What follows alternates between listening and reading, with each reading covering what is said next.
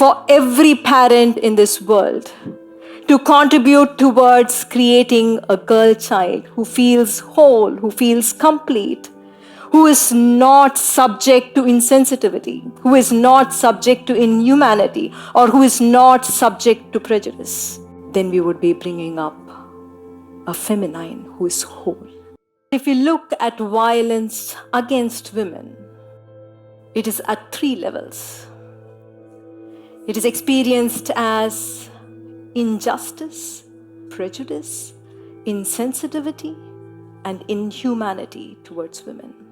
This crime against women at these levels are seen in most of the countries of the world.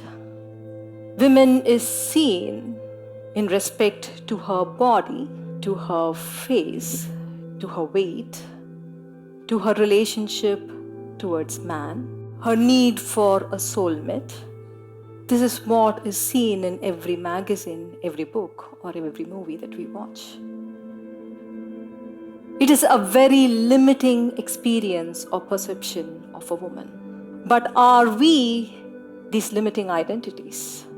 Is there not an experience of immense power within us? Because if you see a woman as being a limited being, equated to one's body, equated to one's relationship towards man, physical and emotional, then we would be insensitive towards her.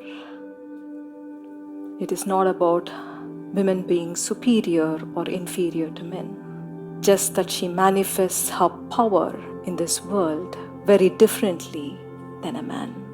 It is not fight against men. If you go around the world, people narrate to me stories, very popular legends and myths.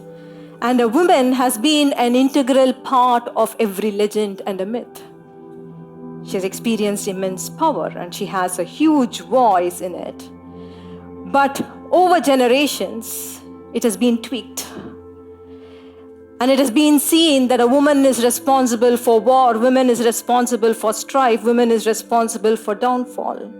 But is this perception really true?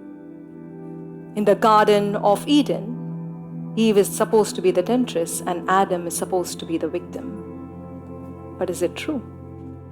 In Iliad, Helen of Troy is supposed to be responsible for war, but not the bloodthirst, ambition, and lovelessness of Menelaus. In Mahabharata, Draupadi is supposed to be responsible for the downfall, but you don't see Yudhishthira's addiction towards gambling as being responsible towards downfall. But why? Over and again, we believe that we are incapable, women are incapable of facing challenges. But is that perception really true? Once we are able to see a woman as capable of immense potential, capable of immense impact in her own lives, lives of her families, organizations, and the world, then we would not experience such a prejudice against women. Women are half of humanity. But until 50 years ago, they were not given equal rights. Many girl children across the globe are abused, are victims of violence. There are many girl children who are killed, even today, even before they take their first breath. Why such cruelty within our hearts?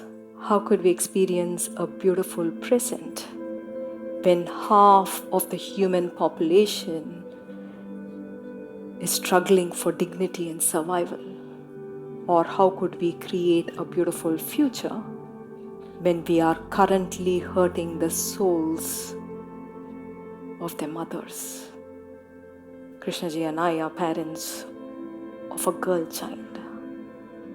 And we know how important it is for us to bring up a girl child with unfettered consciousness, who's not tied up in shackles of limiting beliefs.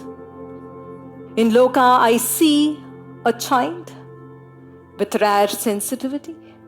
In Loka, I see a child with immense joy and decisiveness and great power.